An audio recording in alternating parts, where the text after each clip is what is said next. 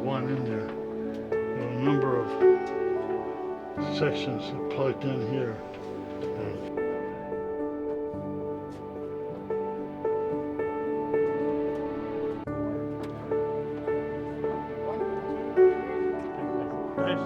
Nice to meet you. Thank you. Thank you. Thank you for your service. You enjoyed it, right? Thank you, sir. Much better. Not a little bit.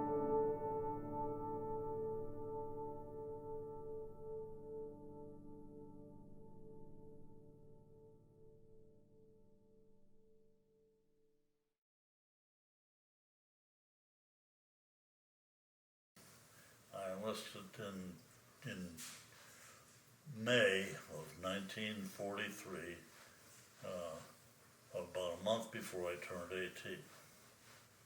Wow. And a couple of weeks after I turned 18, I was in the service. So you enlisted for the Air Force? I enlisted in the Army, but I got my preference to be in the Air Force, Army Air Force, That's neat. by enlisting. Otherwise, if I waited to be drafted, I had no idea where I would wind up being, and I didn't like that at all. Did some of your friends from school or from your hometown, did they get drafted? Oh yes, a lot of them. Not while I was in school, because but a lot of most anybody physically fit wound up either enlisting or being drafted. So where were you stationed? My first station really was in North Carolina, in Greensboro. It was a training camp, what do you call it, basic training. How long did you train there? I was in basic training for about 6 weeks. Where did you go after that? I went to Michigan State College, as it was called in those days. It's now Michigan State University in Lansing, Michigan. It was mostly for those that have been out of school for a year or two to relearn the basic arithmetic and math and that they had time to forget. And that's all it was. After Michigan, that's where I was in. At that time, I was in what they call the aviation cadet program. I was eventually going to wind up as a pilot or navigator or bombardier as an aviation cadet. And then these were all commissioned officer positions. From Michigan State, I went to San Antonio, where we had more tests to determine which of those three disciplines we were going to go in, or the fourth. Nothing. Well, I managed in the fourth. I got washed out because of physical. My eyesight was substandard for the aviation cadet program. I could see well enough to be a radio operator on a B-17, but I didn't have good enough eyesight to be a navigator or a bombardier. It's ridiculous. That's what happened. Well, I was interested in electricity, so I wound up going to a radio school in Sioux Falls, South Dakota, where I learned to become what they call a radio operator gunner. I didn't have the gunner training yet, but I did get the radio operator training. Because from there, from the radio school, I went into the gunnery school, and that was in Yuma, Arizona. And I knew that I was there during the month of July and August of 1944. So when is it that you finally went overseas? It was in January of 1945. And where did you go? I wound up in England and became part of the 8th Air Force. And we went into a bomb group. There was 305th Bomb Group, 366th Bomb Squadron, and the base was in Shelveston, a little town, and what they call the Midlands of the Midland, but pronounced Midlands in England. My first mission was on February 18th of 1945. It's funny, that also happened to be my wedding date several years later. But I remember that name, that date really stuck in my memory. And it was a horrible thing that happened. And on our first mission, we were the last airplane to make it off the ground. The next two airplanes both crashed on takeoff. One of them crashed into the barracks I was living in. And,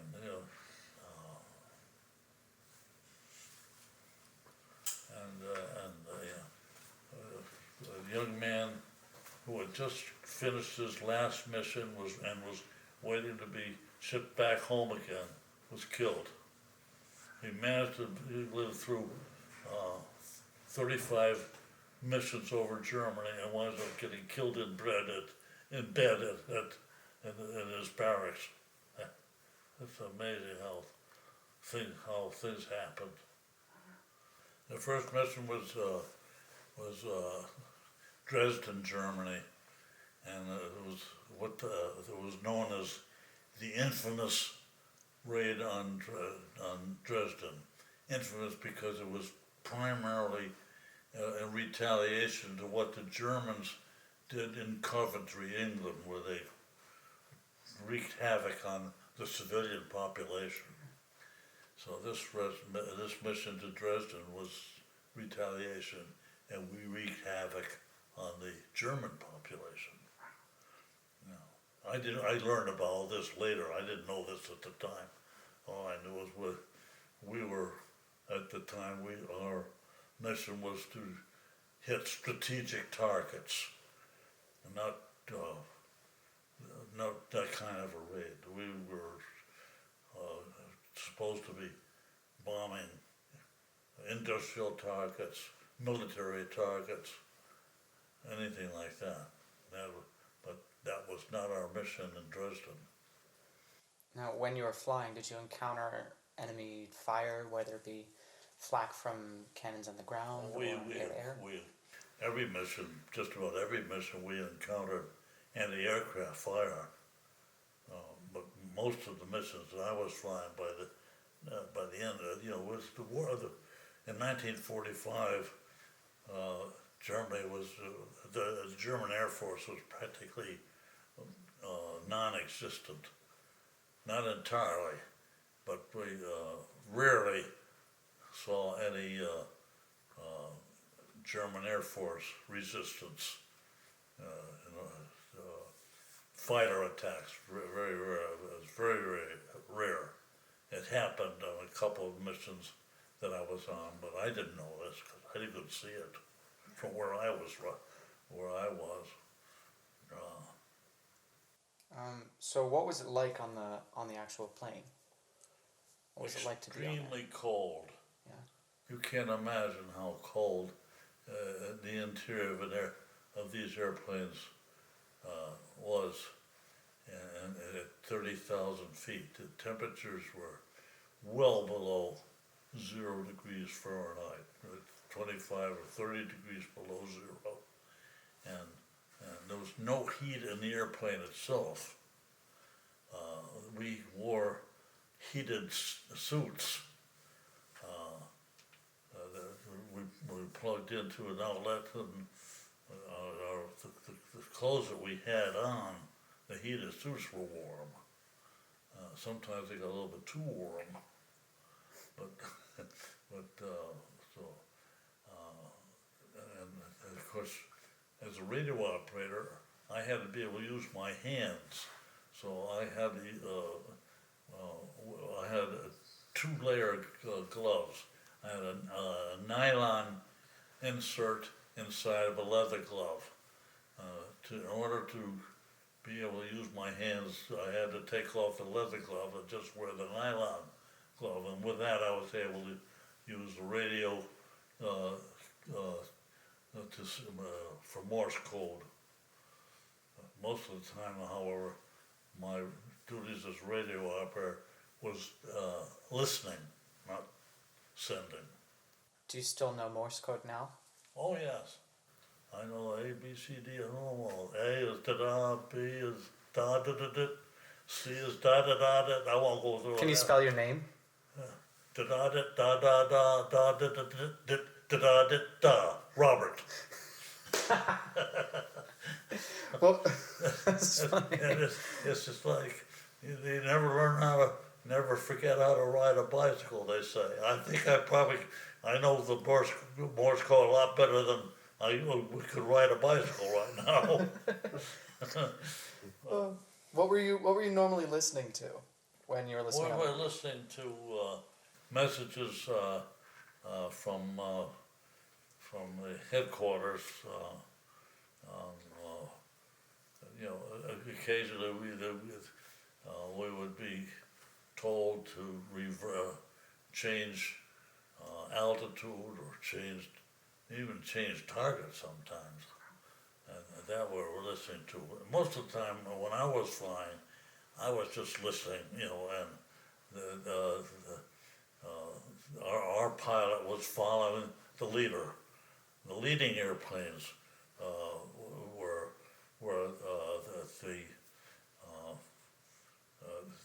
the pilot, the whole lead crew was much more involved in what was going on than those who were, we flew, our squadron, for example, consisted of 12 airplanes. Even the squadron leader followed the group leader. And so it was the group lead that was the key to the whole thing. And that was and then in case of something happened to the group lead, there was a deputy group lead. How many missions did you fly? I think it was 26 at that time, and the tour of duty was a complete tour was 35 missions, but the war ended before I got to fly more than the 26 missions I flew. How often did you go on missions? How often were you in the air? It varied depending on the weather, but we were flying very frequently. They tried to keep us from not having to fly more than 2 or 3 missions in a row, a day in a row. I mean, each day. Yeah. But at one time I flew 6 in a row, 6 days. And boy, I was really dragging. And that was because, for some reason, they always seemed to be short of radio operators.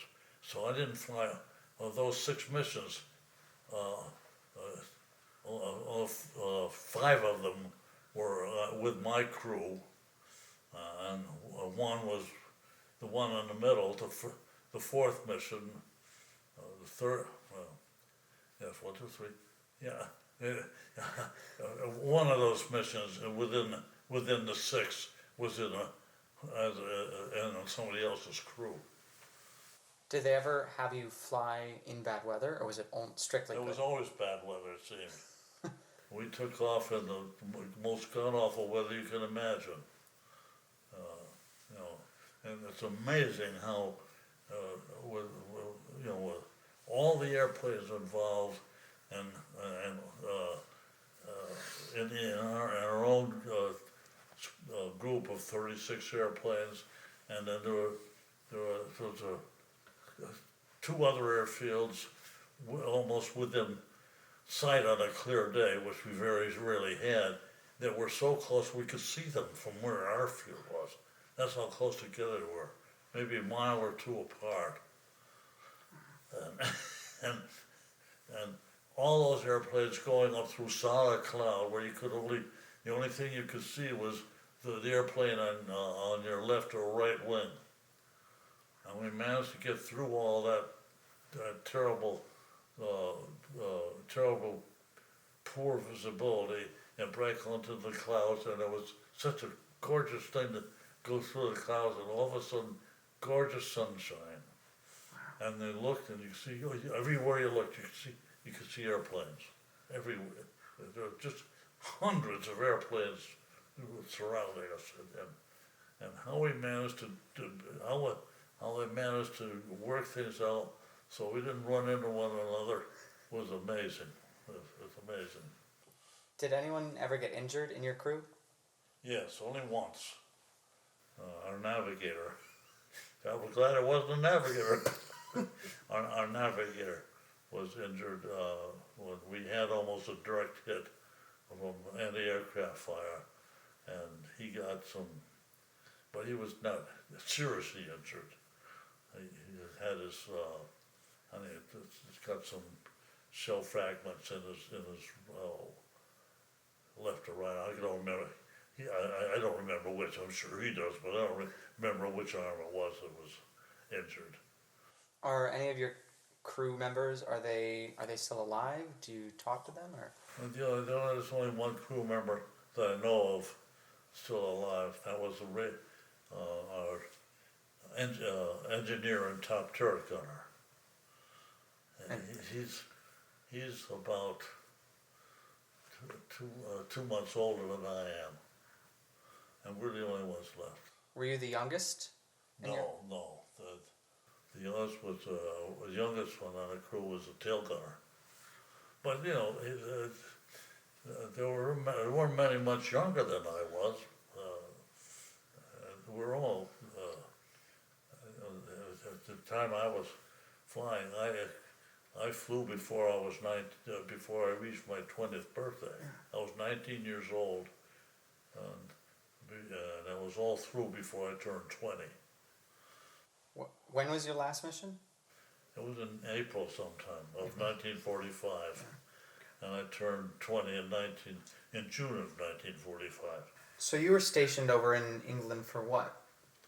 From January to May of 1945, that's all. That's quick. Yeah. Probably didn't feel quick to you, though. What? Probably didn't feel very quick, though. No, it seemed like half my life was spent there. It's so much. It's such a short period of time in my life, but such an important period in the time of my life. B-17, A, B, C, D, each letter designated a change in design. The G model was the first model that had what they call the chin turret. The turret of two turret machine guns right below the nose of the gun. That's why they called it a turret. Why they called it a chin turret. Okay. It was in the chin, below the nose. When I came back in May of 1945, and I was the first member of the crew to go back home. The others wound up stuck in occupied Germany for several months. But I had volunteered to go back to learn B-29s, which were the airplane that had been used in bombing Japan.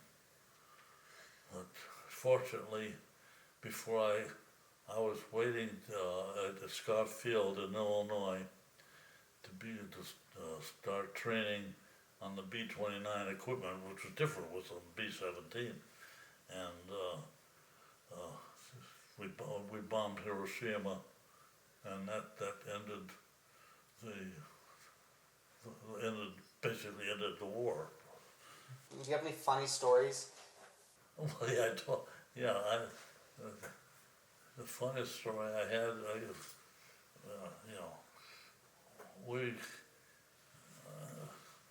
we had very limited toilet facilities on the airplane, and it was the only toilet facility he had was what we called a relief tube, and that was in the bomb bay, and that was only good for number one. If you had number two, you were in serious trouble. How long were some of these missions? The missions, yeah, they were a long time. From the time we started briefing and so on, and the missions themselves were 9 or 10 hours in the air, but we had 2 or 3 hours before that on the ground where we had really no opportunity to go to the bathroom. I suppose if it was serious enough, we would have been able, but it wasn't necessary. but so for some reason, one time I had to have a bowel movement. I really could. And don't ask me how come there was a pail in the airplane. But how come it was there, I don't know. But I'm glad, thankful it was, because otherwise I wouldn't have nothing in which to relieve myself. Well, I had a cardboard box, I guess, but a pail was much more effective. So I relieved myself in the pail and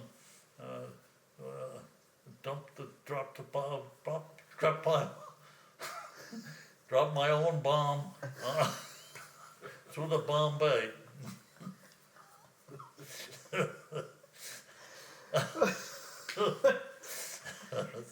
I'm sure there were other things were amusing, but that was really the funniest story. That's the funniest story I have to tell.